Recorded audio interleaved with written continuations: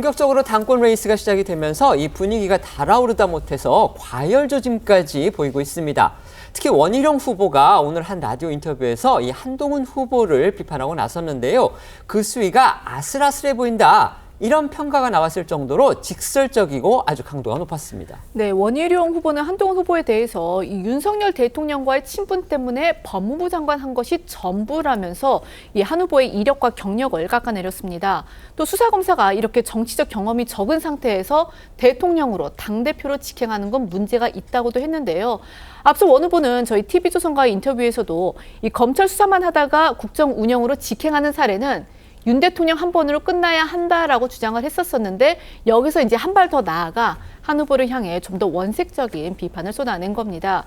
그러면서도 원 후보는요, 이 윤 대통령이 대선에서 승리한 건 국민이 불러내고 하늘이 만든 경우라면서 자신은 당시 경쟁자였지만 정권 교체에 성공했기 때문에 친윤이나 반윤이 아닌 이 윤석열 정부를 만들었다는 뜻에서 창윤이라고도 했는데요.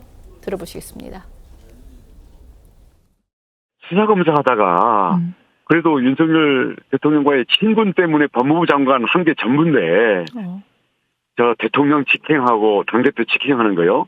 우리 윤 대통령 한 분으로 끝나야 됩니다. 그렇게 윤 대통령은 되신 거 아니에요? 수사검사하다가 바로 그건 국민이 불러내고 조국과 추미애가 만들어줬고 자체에서 탄핵의 상처를 다 극복을 못했기 때문에 우리 윤석열 대통령을 모셔온 거죠. 저도 경쟁자였지만 정권 교체에 성공했기 때문에 저희는 친윤 반윤이 아니라 저는 윤석열 정부를 만든 창윤입니다. 친소관계 때문에 법무부 장관이 되고 비대위원장이 된 것은 한동훈 장관입니다.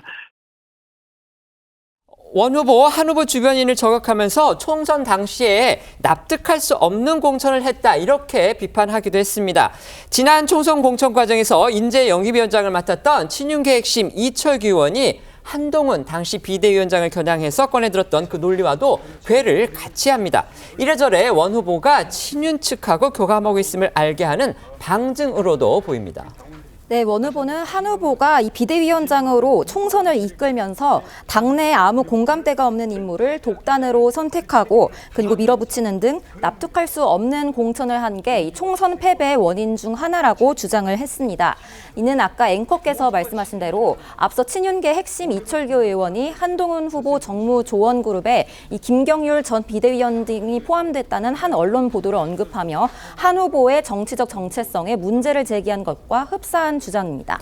원희룡 후보는요, 또 홍준표 대구시장이 한동훈 후보의 면담 요청을 거절한 거, 이걸 언급하면서도 상당히 직설적으로 한동훈 후보를 비판했습니다. 네, 원희룡 후보는 한 후보가 홍준표 시장을 배신하고 간 사람들을 시켜서 전화로 틱틱거려가지고 무슨 검찰에서 소환하듯이 했다면서 자신은 홍 시장과의 면담 성사를 위해 여러 번 전화하고 물밑에서 밀사를 보내고 노력을 했었다고 비판했습니다.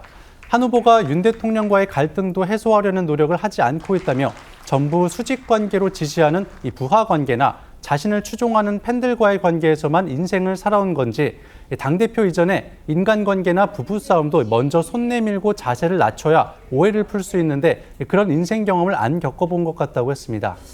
원 후보는요, 이 한 후보가 법무부 장관일 때요, 민주당 이재명 전 대표의 구속에 실패한 거, 이걸 지적하면서 역시 상당히 거친 표현을 사용했습니다. 이 부분도 논란의 소지가 있어 보입니다. 네, 원 후보는 어제 한 방송 인터뷰에서 이 한 후보가 이재명 전 대표를 잡아넣지 못한 책임을 져야 한다라면서 목소리를 높였는데요. 그제 이 경북 구미시 당협 간담회에서는 당원과 국민이 제일 답답해하는 게 아직도 이재명을 쳐넣지 못하고 있는 것이라면서 이 당대표의 첫 번째 할 일이 이 전 대표 유죄 판결을 이끌어내는 것이다라고 주장을 하기도 했습니다. 이런 원희룡 후보의 거친 발언에 민주당은 즉각 대놓고 야당을 탄압하는 폭언이다라면서 충격적이다라고 비판을 했는데요. 이 원 후보는 논란이 커지자 당원들과 이야기를 하다 보니까 표현이 거칠었던 점 죄송하게 생각한다라고 사과했습니다. 원 후보는 표현이 거칠었다고 얘기를 했지만요, 이건 표현의 문제로 그칠 일은 아닌 것으로 보입니다. 민주당 비판이 어찌 보면 당연해 보이는데 범죄 혐의자를 단죄하는 건 검찰과 법원 몫입니다. 그런데 원 후보가 여당 대표가 돼서 그 일을 하겠다 이렇게 하는 건 노골적으로 정권 차원에서 사법에 관여하겠다는 것으로 보이기 때문에 이건 실언을 했다는 비판, 자초한 것으로 볼 수밖에 없는 겁니다. 어떻든 당권 경쟁이 본격화할수록 주자들 간의 공방 치열해질 수밖에 없을 텐데요. 그러다 보면 발언이 거칠어질 수도 있을 것이고 또 그로 인한 후폭풍 역시도 클 수밖에 없습니다. 마침 황우여 비대위원장이 오늘 이런 부분을 우려하고 나섰습니다. 맞습니다. 오늘 열린 이 비대위 회의에서요. 황우여 비대위원장은요. 이 당권 주자들을 향해서 서로 존중하는 마음으로 특히 언행에 각별히 조심해달라라고 요청을 했는데요. 들어보시겠습니다.